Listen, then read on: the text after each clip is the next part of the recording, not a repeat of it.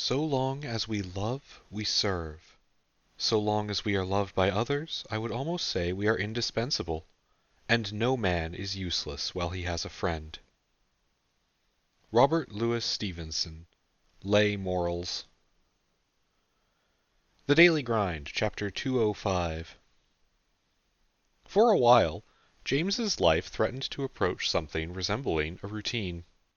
One that would baffle anyone who thought that a routine meant what time you got up to go to school or work, and maybe what you liked to eat for lunch, but a routine all the same.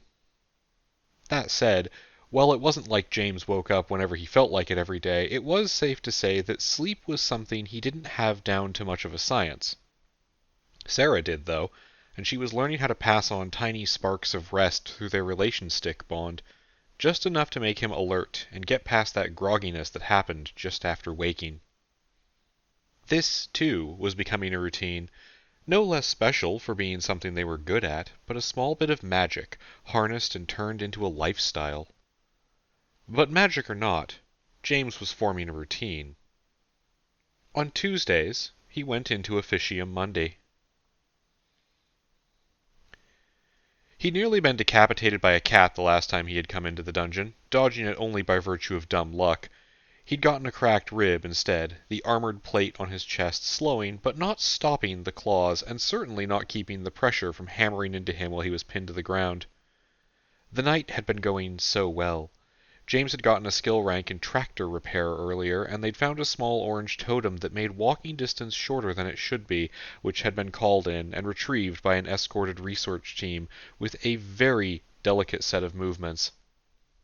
And then a pair of skill ranks in cigarette rolling, useless, and French, less useless. All things considered, especially with them keeping a lot of the orbs unpopped to share with the Order, James was feeling excellent. And then this. James tried to fumble out a telepad to take the cat out to the real world where the green orb it was made of couldn't keep it enslaved to the dungeon. An older model telepad, the one without the unfortunate time delay. But before he could tear it, an enterprising stapler had jammed a metal prong into his finger and scampered off with the thing. Bleeding and pinned, it had been only by the virtue of his allies that James had made it out of that one okay. The two newer delvers that Daniel was currently training and James had come along to talk to, shaking off their hesitation after the first few seconds of the fight, pushing the cat back off him with a combination of boar spear and handgun fire that was a little too close to James's head for comfort. James had lunged sideways for the strider that had his telepad, crushing it a little too hard to survive as he plucked the magic item back and rolling to his knees on top of the invisible cat. To his side, the illusionary kitten copy was mewling pathetically as it bled spectral red all over the floor. He'd teleported back to the containment room, brain not quite registering that the fight was over, and there wasn't anything to be done. Arriving on top of an artificial creature that got about 2.5 breaths without the dungeon in its head before it expired. James tried to roll off the cat's body and tumbled to the floor in a heap, the effects of teleporting out of a region of time dilation hitting him all at once as he struggled not to vomit.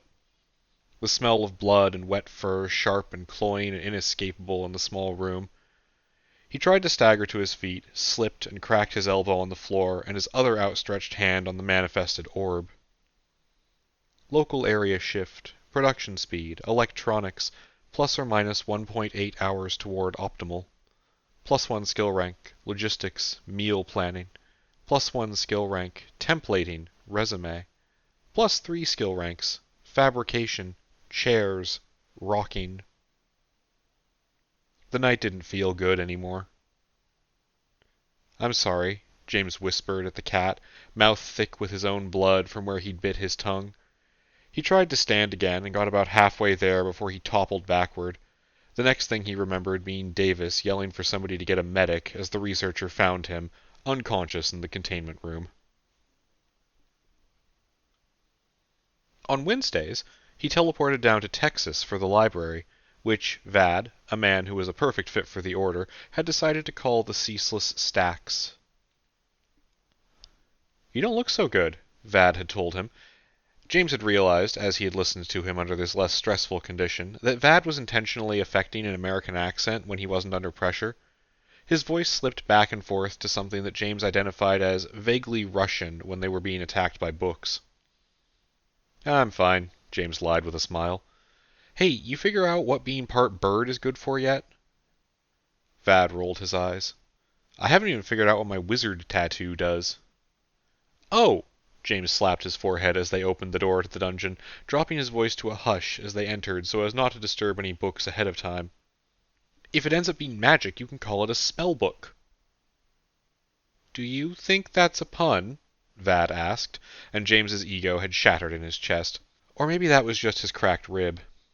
Still not healed from last week. They had entered with Thought of Quiet again, who found the library to be fascinating, both the mundane one outside and this magical one in the dungeon, and also Nick, who was finally being let out of medical observation for his use of Shaper substance to rewrite his body into something less dysphoric. Their goal was simple scouting and acquiring samples of as much as they could, so research could do their thing, quietly, in the basement, hopefully without blowing something up. Once the dungeon had opened up as a place for adventure and not spontaneous death, Vad had also opened up, personally. He had an endless stream of questions about the Order, which had dropped in frequency as they'd entered, but didn't go away, and James would be happy to answer once they had time. They had done this once before with just 4 people, and found it worked better to not have a larger group. So they slipped in, started making their way through without disturbing anything, and promptly got jumped by a narrator. It wasn't even fair. This one wasn't even humming. It was just laying on a top shelf, the tweed material of its robe camouflaging it to look the same as a row of spines of books. Before James knew it was happening, it had finished its litany about them getting lost and the whole group was somewhere else. It didn't even feel hostile, more like it was shooing them away from its nest, almost. They kept moving, though without the ability to map, there wasn't much direction to their poking around. They could always telepath out, after all. As was tradition, James accidentally stepped on an orb after a small skirmish with a shelf full of fanged books, though. +1 species rank. Wolf. Mackenzie River. I really want to know what these things do, he had grumbled. If I'm going to be part wolf, I should know how to be part wolf. You could become Anne Furry, Thought of Quiet suggested, without any indication if that was a joke or not. James wanted to respond, but he also wanted to admonish Nick and Vad about the fact that snickering in a library was a great way to draw attention to them. Are there Camerconda furries? James asked instead, suddenly curious. Like, if you could be an animal. Bat, Thought of Quiet had answered instantly. That conversation unfortunately ended when they caught sight of something moving, and they'd crept around a low row of colorful children's area shelves, chairs, and tables to get the jump on the slinking paper lynx, a creature that was much thicker than its composition would have indicated.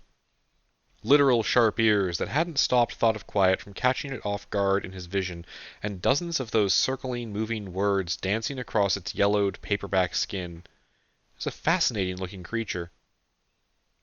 James had told the Camerconda to let it go. It hadn't been hostile, after all, and they did have a policy about hunting things that didn't actively try to hunt them first.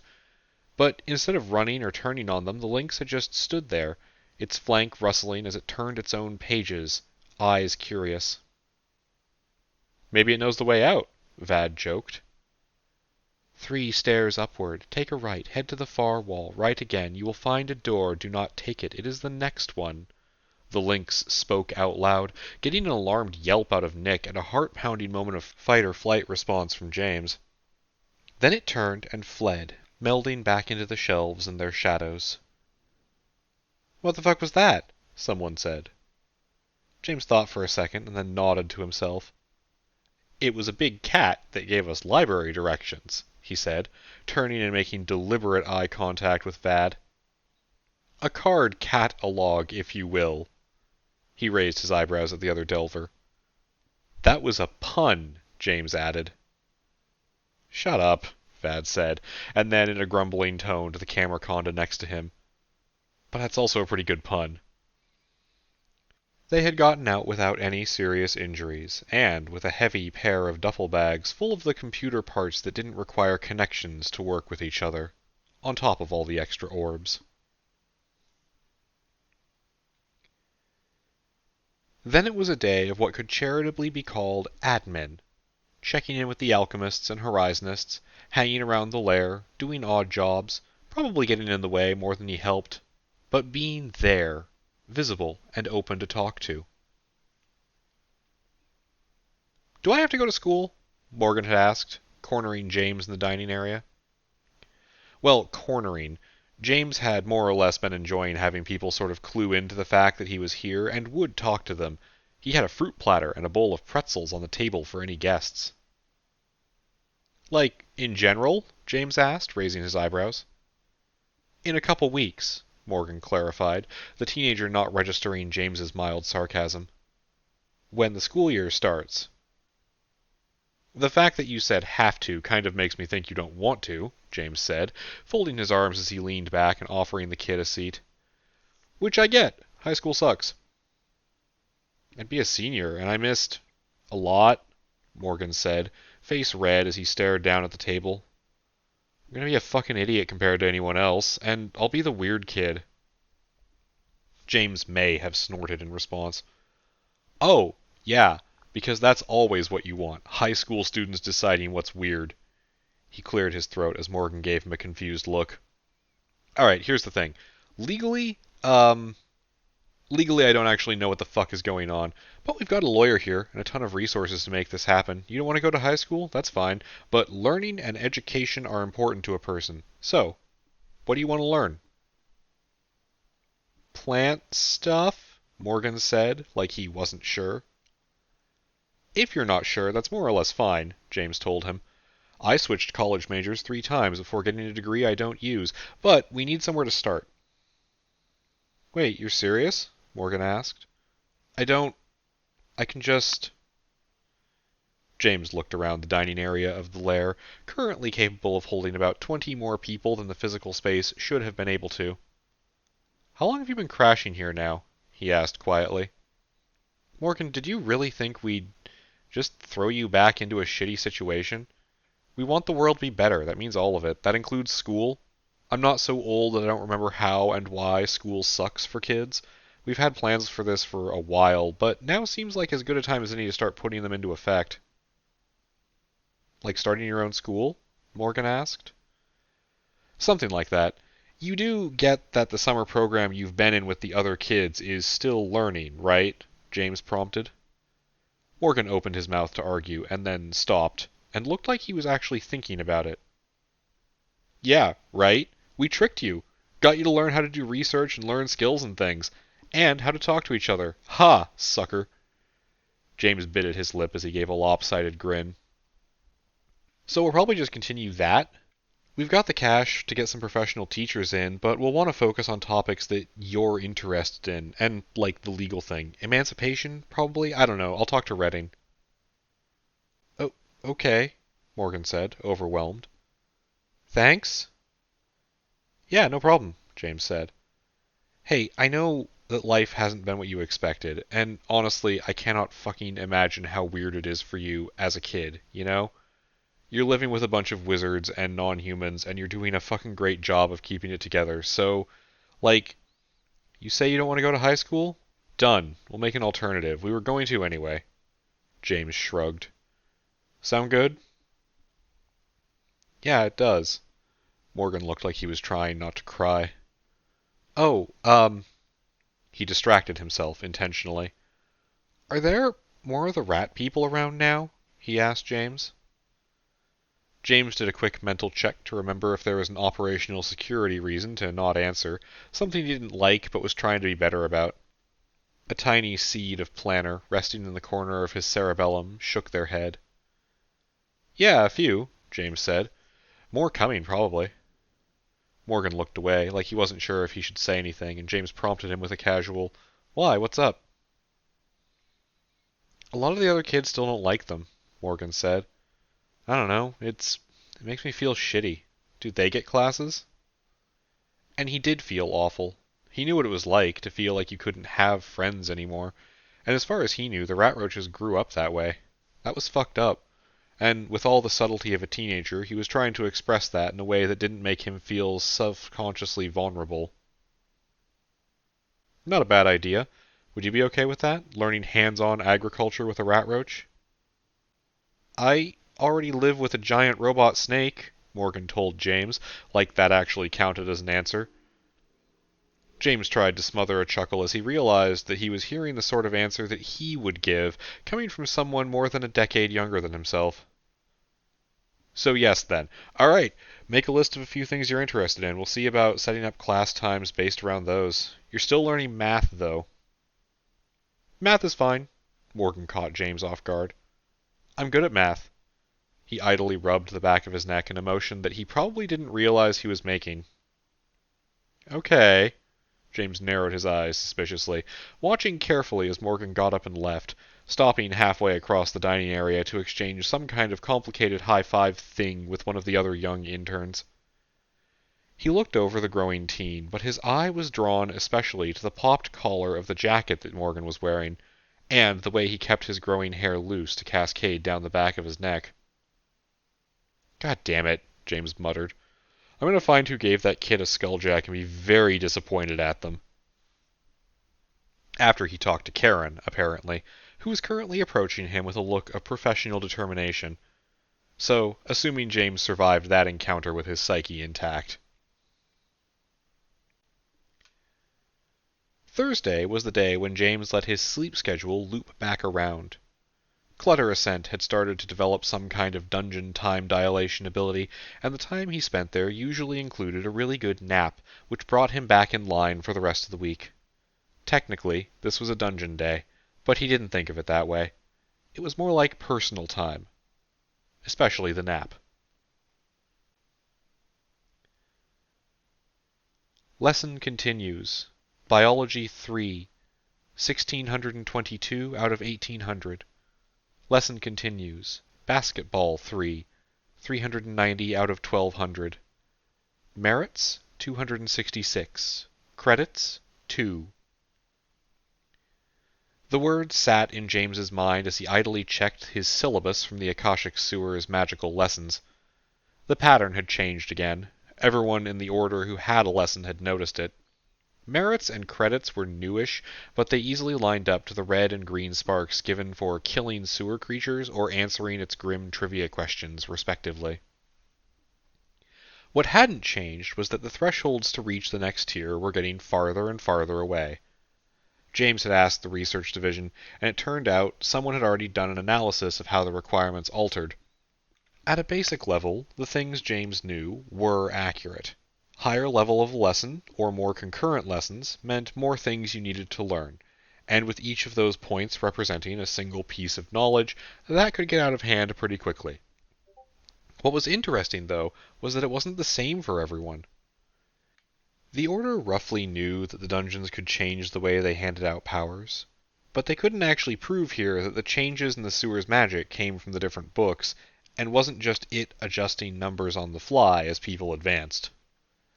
Either way, James wasn't running out of YouTube videos on mammal facts, so his biology lesson kept progressing steadily. It was getting harder to actually improve at basketball, though, not when he wasn't really doing it. He sighed and then swapped that sigh for a grin as the door to the house he was waiting at cracked open. The Camerconda answering the front door of the suburban home looked up at James with a friendly bob. "Welcome, yes," he said, sliding back and carrying the doorknob in careful teeth. "Please wipe feet. Upstairs is open."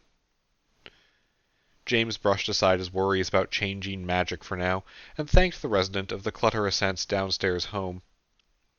The Camerconda was one of 6 people who lived in the nice house.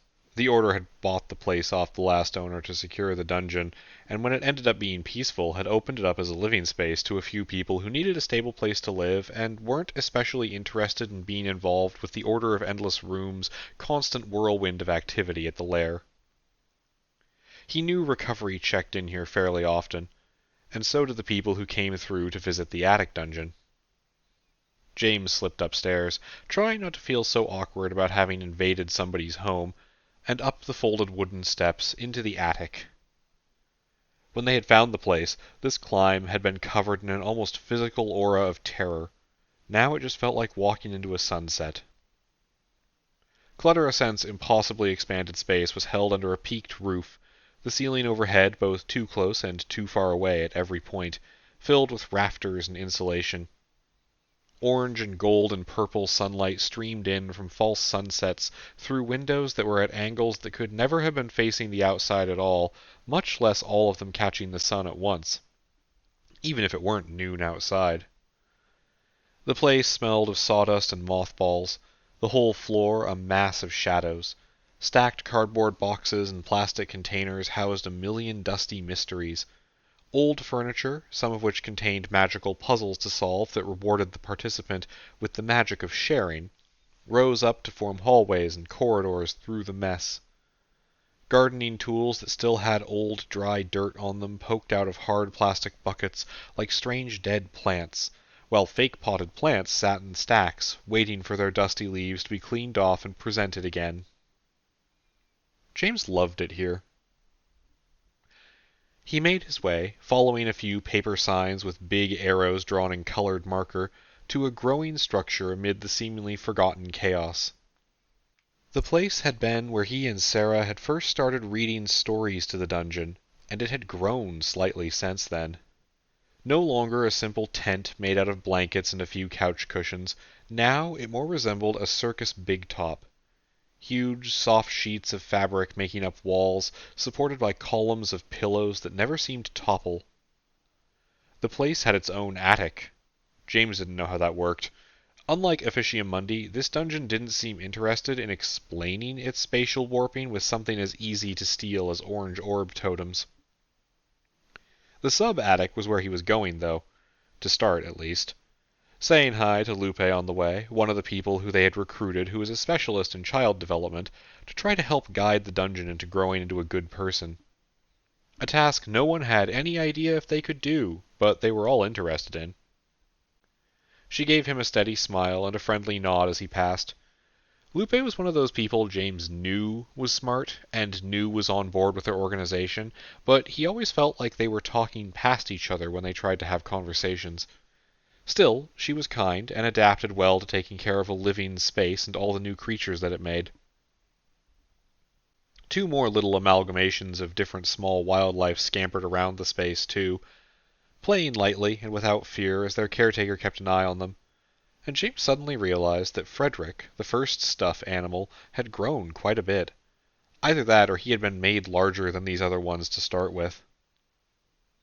He spent about an hour, after escaping from their chittering pleas to play with them, up in the attic, talking to Sarah and looking at a rain cloud. "She's growing, properly this time," Sarah said proudly, arms thrown out to the array of terrariums and aquariums that she had set up like some supervillain would have a bank of security monitors in their lair. Look at this one!" "How do you have time for the mad science when I know for a fact you are always busy?"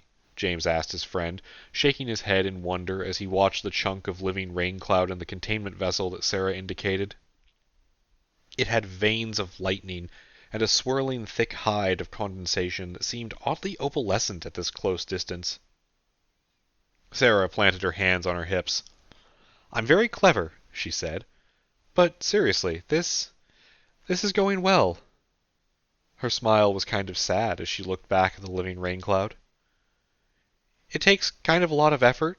May is probably always going to need a habitat, and parts of her are not going to make it, but with induced electrolysis, evaporative cycling, and another thing I forget, putting things in the water? Dosing?" "No." Sarah trailed off, trying to remember a word. James knelt down and looked into the 100-gallon terrarium tank, noticing that the rain cloud moved and pressed its unnaturally thick cloud side against the glass as he got close. The base of the tank was blanketed in lush greenery, a living carpet of plant life sustained underneath the rainstorm.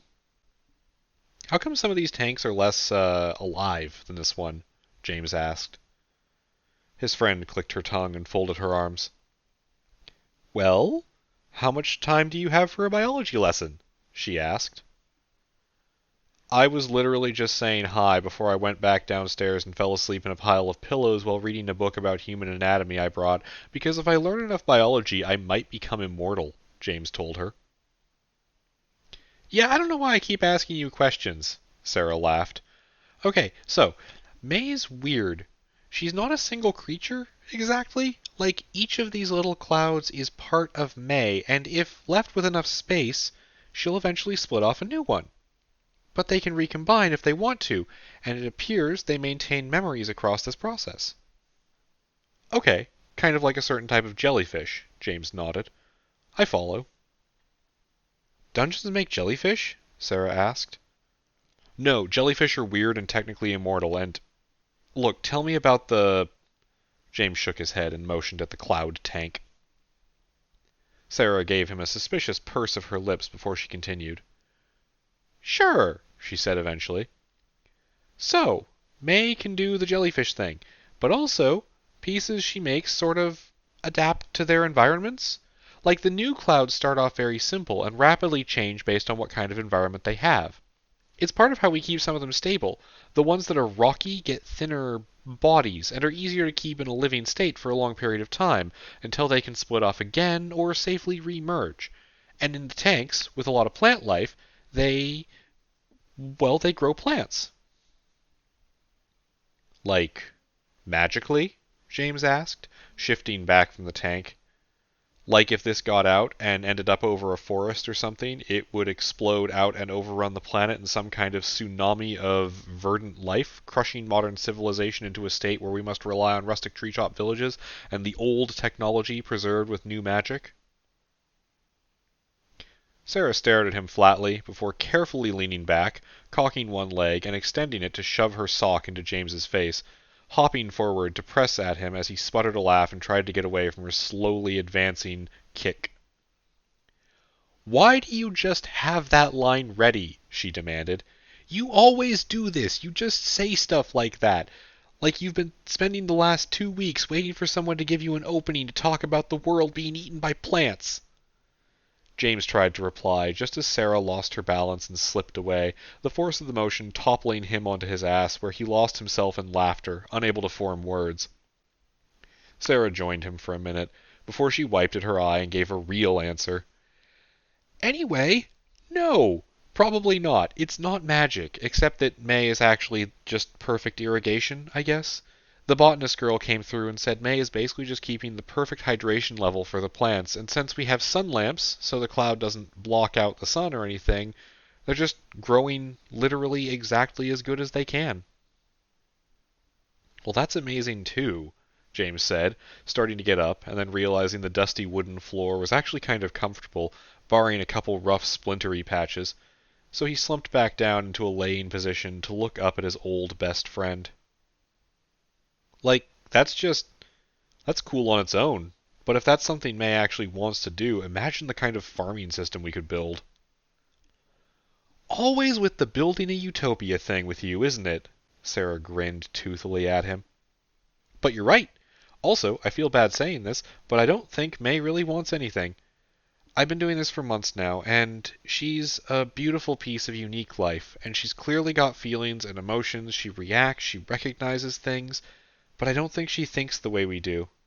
Making plants grow isn't something she does or something she wants. It's a thing. It's just a thing. I'm sorta sure that she can't get bored, too, but I can't run a CAT scan on a cloud yet, so... Sarah shrugged. Anyway, it's like how humans don't really decide if we're going to breathe. Anesh does. Anesh also decided to go to school to learn more math on purpose. Anesh doesn't count as human, Sarah said. James stuck his tongue out. Hey, if he hadn't, I never would have met him, and that would be awful. Yeah, you'd be stuck with one wonderful partner instead of two, Sarah laughed back at him. Imagine the terror. James snapped his fingers as he tried to get up, and Sarah gave him a hand, rising to his feet. Oh, by the way, that reminds me. Are you planning to ask Alana out any time soon? Sarah turned bright red in almost an instant, an effect James only rarely saw on his otherwise implacably cheerful friend. We talked about this, she muttered, and then the conversation ended as it was meant to. With us getting shot at? James tried to remember when they had talked about this. Yeah, wait, that was when a mind-controlled police force tried to kill us, wasn't it? That's not... I agree, it'll be fine, Sarah nodded, having a conversation James apparently wasn't a part of. No need to bother Alana or let her know anything about this. We can all keep being normal. James slumped his shoulders dramatically, giving Sarah a flat stare. You do know that my partners and I regularly merge into an incredibly loving hive mind so we can all sleep easier, right? He asked her. Fuck! Sarah exclaimed, before suddenly clapping her hands over her mouth. James choked on a bellowing laugh, face twisting as he resisted the urge as hard as he could. Yeah, you apologize to the dungeon we're in for swearing. I'm gonna go read my book and enjoy the magically assisted nap field that Clutter has going on. He half expected Sarah to chase him down the ladder, but she was apparently more thrown off than he'd thought. But that was okay. They had a policy, as friends. She could come talk to him whenever she wanted, and he would literally always make time for her. Even if it would be, apparently, too awkward for even her to handle without blushing. James got 2 chapters and 8 more biology lesson points into his book before he was ambushed by a stuffed animal looking for head pets. He got another point, interestingly, just examining the joints of the creature's legs while they sat quietly together. No points for the nap, though, but that was fine. He woke up feeling like he could take on the world. Which was good. He might have to at some point.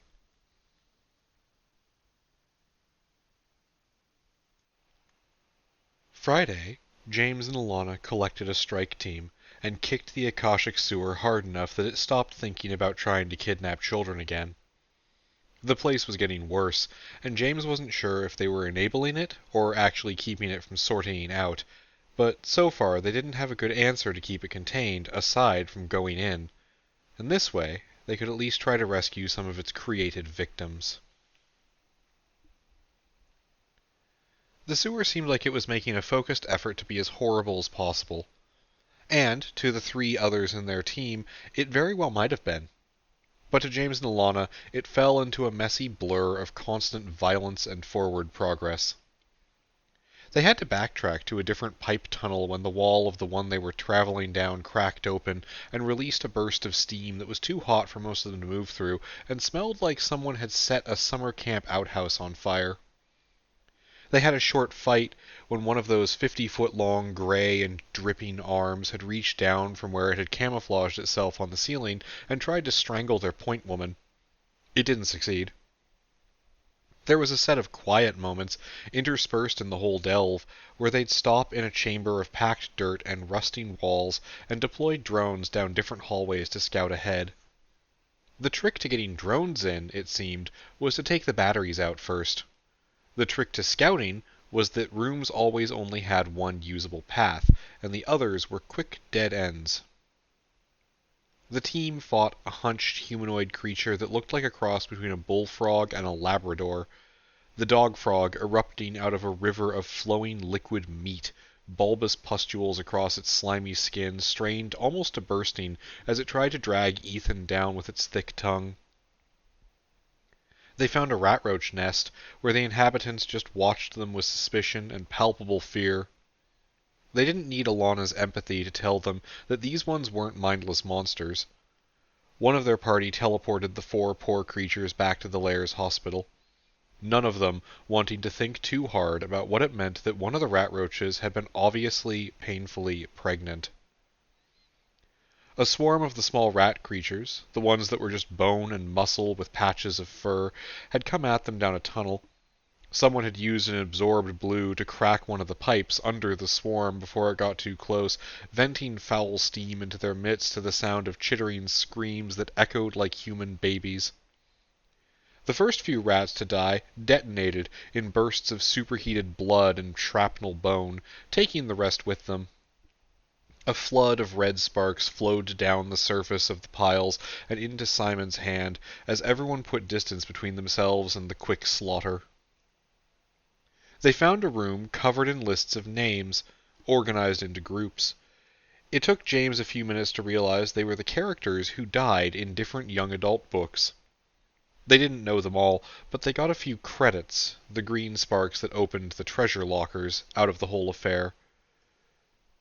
They learned the dungeon had decided to experiment with water levels, An expanse like a gym locker room, the floor 3 feet deep with a liquid that smelled like Axe body spray and penetrated their filter masks without even trying. They left that one and found another way. No one wanted to see what the shapes in the water were. They took a sample of a dripping liquid that set off someone's Geiger counter something fierce, and another of a fungus growing on a ceramic pipe that shifted colors depending on how you looked at it. And when they made it to an exit room, they found something a little different. A priest, different from the beautiful one that James had become almost used to by this point. But the rat roach wore scraps of backpacks like a vestment, held a staff of a mop handle topped with half a human skull, and chittered in barely coherent Spanish at them about the beauty of early death as it waved all four of its unevenly placed arms in their direction. In front of a crowd of screaming rat roaches, none of which exhibited any real emotions aside from empty, installed hate, James fought and defeated the priest. He'd picked up some actually useful office skills in the last month, and even if he weren't just more than capable of dueling a single rat roach, even a modified one, 2 ranks in wrestling and 1 in ballet would certainly have put him over the edge. He offered the rat roach a choice: come with them to try something better. It had said yes, and then tried to knife James in the throat, a move that was, disturbingly, becoming familiar to him. It hadn't made it. Alana had broken its neck before it got the chance. They'd grabbed 6 new lesson books and gotten out of there, before the swarm of other rat roaches decided that maybe they could take the Delvers. Overall, James preferred ritual combat to all-out brawls, but they still got through the exit door as quick as possible.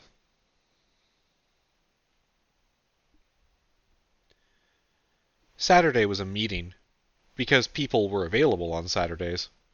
The big ones were every 3 weeks, and they determined the direction of the order as a whole, but every week, James led a group discussion where they worked to hash out the foundational ideas for their first attempt at an arcology project. A project that had been a distant dream a year ago, a nightmare of impossible ideas 6 months ago, and suddenly seemed all too possible as of just last week. They had a lot to talk about. Fundamentally, James said to the 14 people in the audience for this particular niche discussion, a huge set of laws fall under the banner of asking the question of, on a scale of 1 to 10, 10 being death, how much risk is a given person allowed to put another person in? Usually, we don't really want to go above 9, for obvious reasons. Or what I hope are obvious reasons. This isn't a philosophy class, though we'll be assuming value to sophant life and moving forward from there.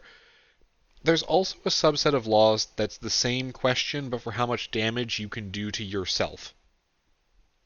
He paused and clicked a button to move forward on his PowerPoint presentation. And before we decide to claim a metaphorical kingdom, he continued, we need to decide what those 1 to 10 numbers are. This wasn't one of the emergency sessions for deciding how the Order planned to address a sudden crisis. No, this was a conversation, laying the groundwork, and starting people thinking and talking. But James had still tried to rope in as diverse a group as possible. Camerondas and infomorphs and humans and living potions, one lawyer, one of the maybe ex-Horizonists, and one of the certainly ex-Alchemists, who was here with minimal coercion. They talked about the difference between risk and harm, about where the lines of self-defense were. They talked about personal responsibility, societal responsibility, and informed consent when it came to self-harm. Fairly often, someone who knew more on a specific topic than James would take his place and dig into modern civil rights documents, or the nature of how wealth altered personal dynamics. They had the room for 3 hours, and the group used all of it. By the end of it, they had made no solid decisions, but that wasn't their job. Right now, their job was to get thinking.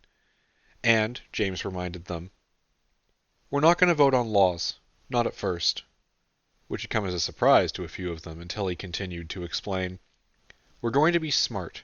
We're going to come to a consensus, because I think we all mostly agree that we need to make the best changes stick before we give people a window to fuck them up. And that, everyone understood. And then, because Sunday was also a day a lot of people had available, what remained of his fake weekend was thrown into the grinder of testing new magic ideas and getting in practice with the growing cadre of people that Sarah had relation-stick bonds with. It had taken almost a month for everyone to agree to spend some time together on this, because getting 30 different people into a room together, when for most of them what would be required was sitting down and speaking up if something went wrong, was not an appealing prospect. But Sarah was a very persuasive person, and the people Karen had working for her in the recovery department were growing into almost unnaturally skilled bureaucrats. So while it had taken some time to place the date for the full-scale test, it hadn't been painful to do so. What they were testing, a thing James kept calling the Avatar Project, in the hopes that people would let him name a thing something cool for once, was dependent on two different magics, both of them from Clutter Ascent. First, the relation sticks.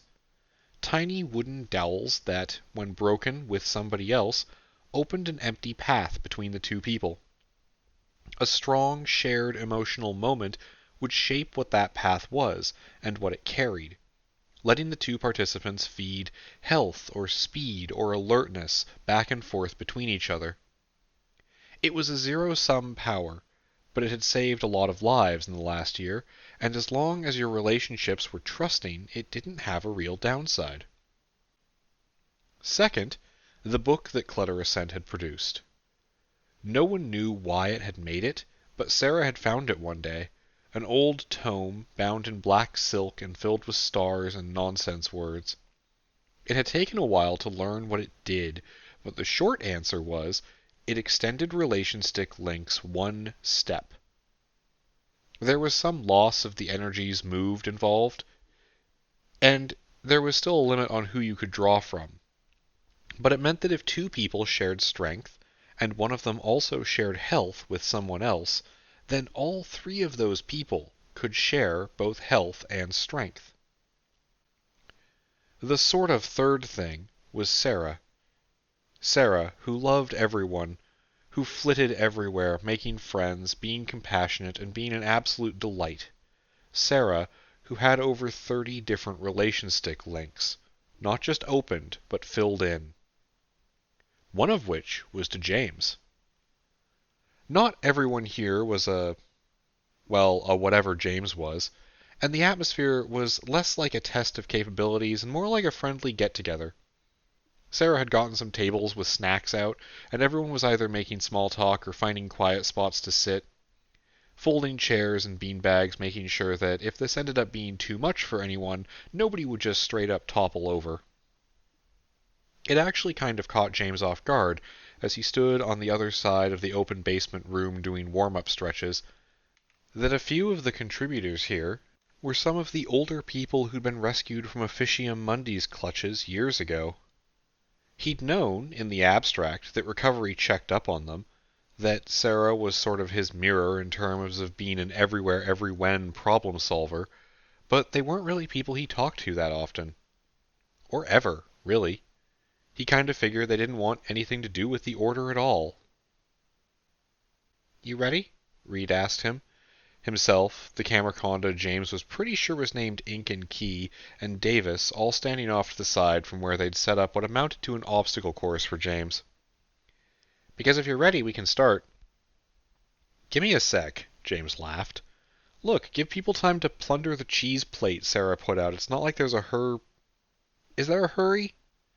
He cut himself off suddenly to look over at the three researchers. Reed ran a hand through his curly hair, pulling and twirling at it subconsciously. "I mean, no," the young man admitted. "But I've got stuff to do." Settling her laptop down on a safe surface and coiling into a stable position, Ink and Key peered up at James, the surprisingly tall Camerconda giving him a flat look as she spoke. "Reed is distracted by a new video game," her digital voice informed James, putting a curious emphasis on the words video game, like she was pretending she didn't know what that meant. "You have time for video games?" James pretended to be offended. "Don't you have alchemy stuff to do or something?" That's more my department, Davis said, the older gentleman taking his own seat. Both he and Ink and Key were bound to Sarah as well, so they weren't just passive observers here. James made their skewed version of small talk with the researcher as they waited for everyone else to get settled. The last few people trickling in and finding seats, talking about the alchemist that Davis was working with as part of a rehabilitation program. The challenges of dealing with somebody used to having so much money they could pay the cops to turn a blind eye to kidnappings, the progress being made in therapy, and channeling the alchemist's focus into productive and non-harmful work. The whole thing left him feeling hopeful. When Sarah called out they were ready, James looked over at the crowd, some of them really tense in their seats. They didn't look ready, really, but this was, after all, just a test. He finished his set of stretches that he'd been ignoring, while Sarah plopped herself cross-legged at the front of the group, flipped open a book, and placed her hands dramatically on the pages. It was unclear if she actually needed to do that, but James felt her reaching out to him through their shared bond.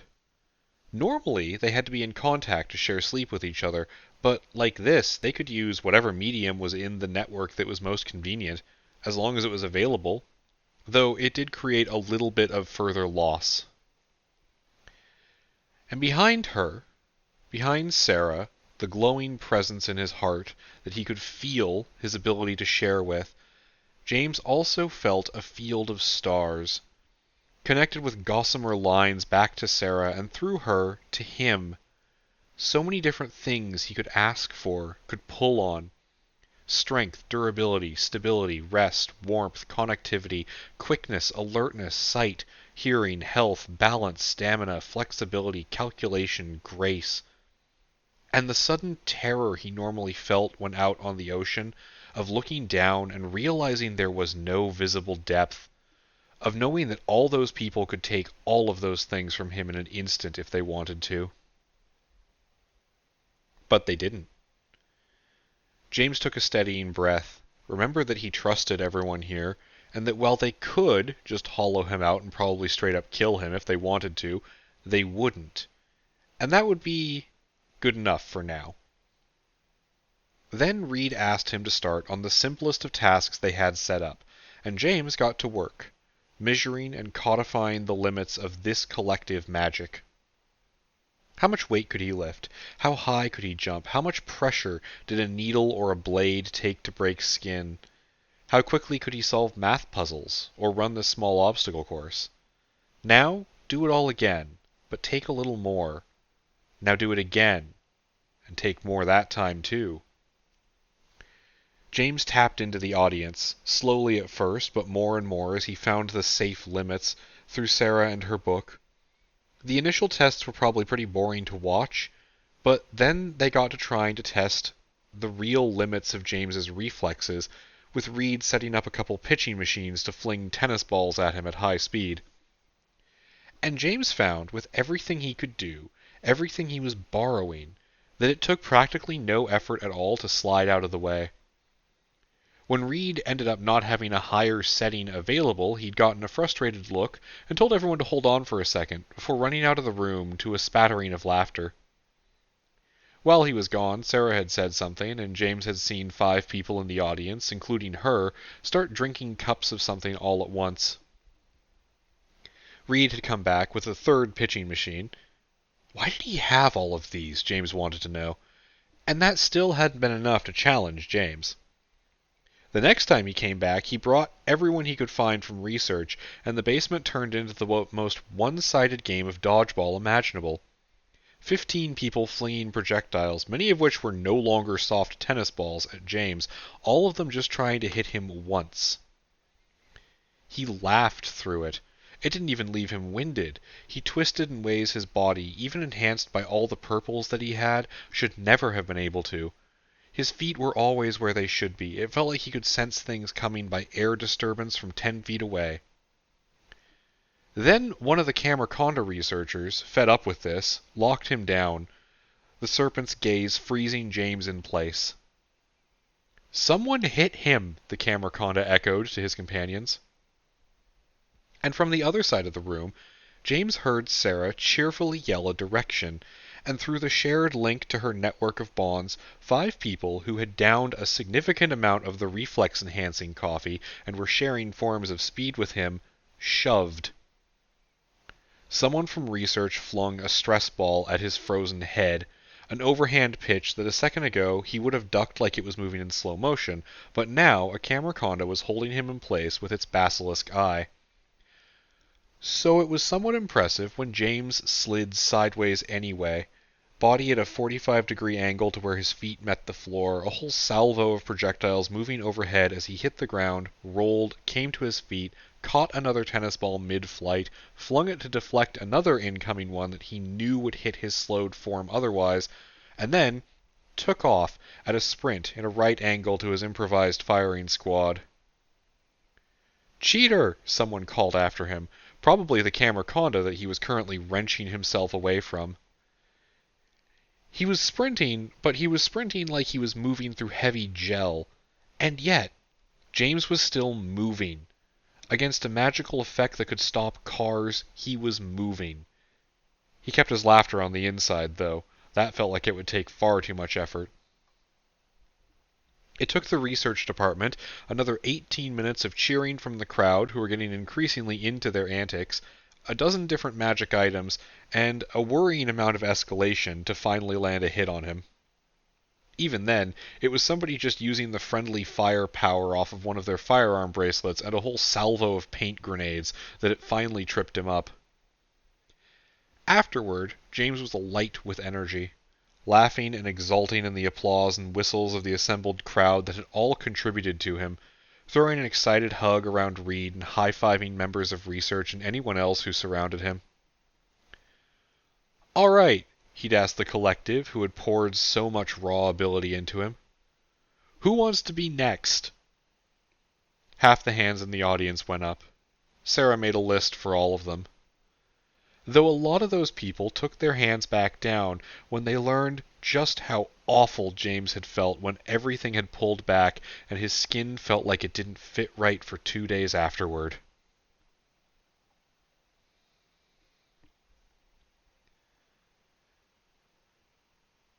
In a rush of flowing time, weeks passed. James picked up some skills and some skills, accidentally ended up with 3 emotional resonance ranks in Sonder, honed his own movements, actually found time to exercise, and talked to members of the Order constantly. He and his partners had excited conversations about the potential for the future, about the things they were doing in their free time, and how they were finding new ways to improve and help. They had those conversations in between testing the limits of how much they could blend their minds together with the Skulljack link, and also testing the limits of how much sex they could have before one of their roommates surreptitiously knocked on the bedroom door and asked if they were okay. Before he knew it, it was halfway through September, and while the world turned around them and things in the rest of human civilization got better or worse, mostly worse, James started to feel like he had gotten a handle on things. Which was, of course, a stupid thing to think. It was on a lazy Monday that was soon to be less lazy as he and Dinesh prepared to teleport with a supply run down to Taunton and spend a day exploring the highways and byways of Route Horizon that his phone rang. Though it took James a second to realize it wasn't his main phone, but the burner he'd picked up at the request of a certain individual who had made contact over the summer. As far as FBI agents went, Malcolm McHarn seemed better than most, but that didn't make James less annoyed that he had to put his vacation plans on hold.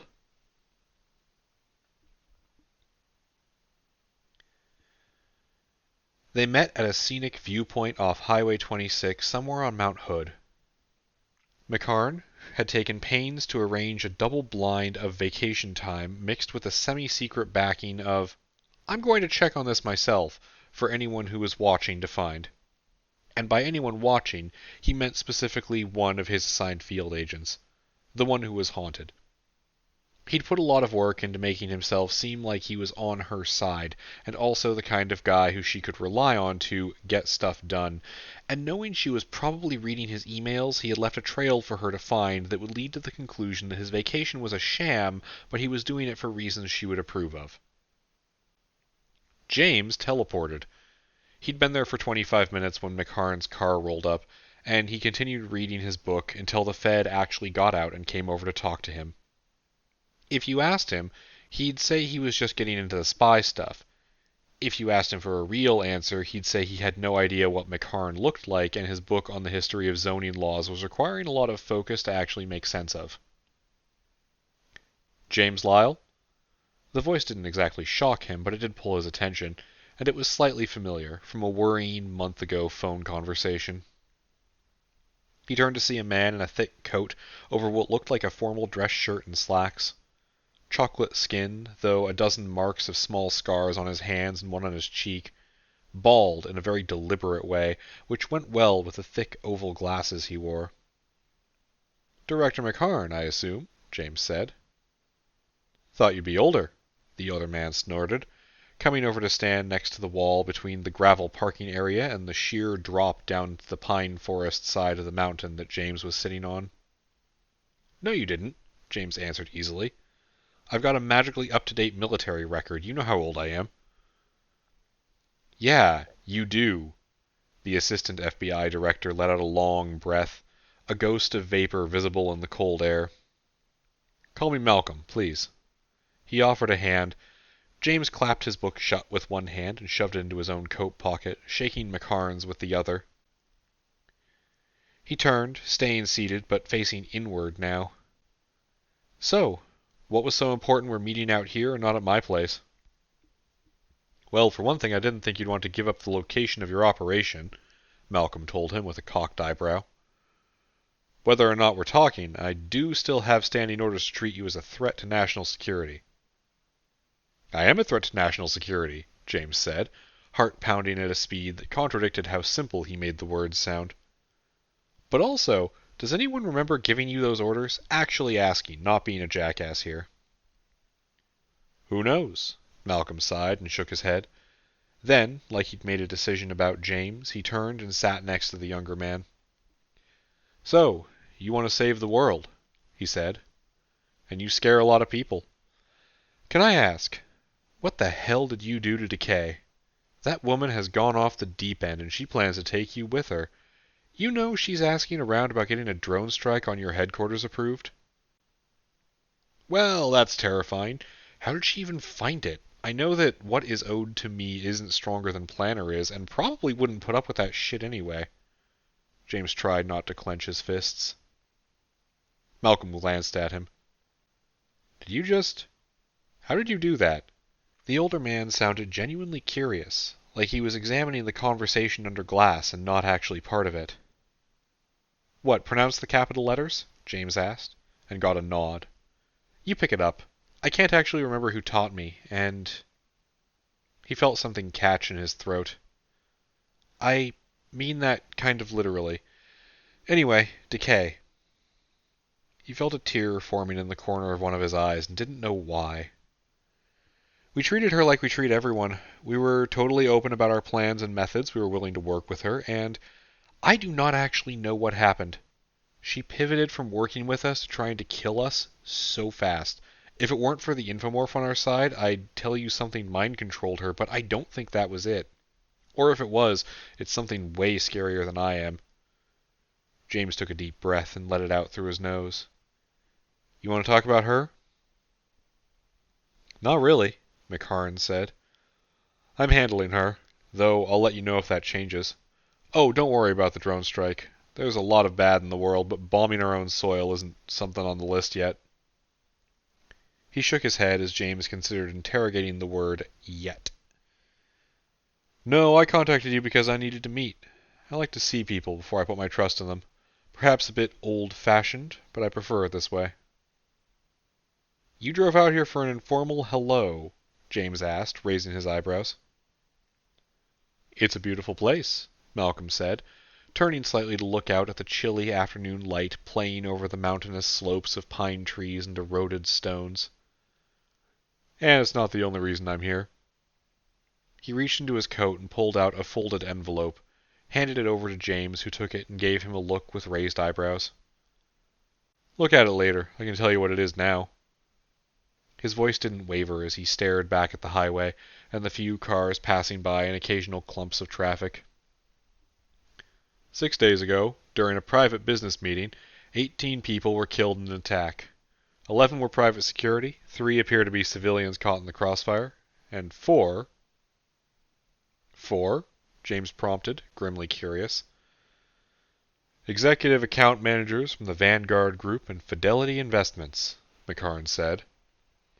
The main connection between whom, it seems, is a recent cooperative mobilization toward exerting financial influence on ExxonMobil. James blinked.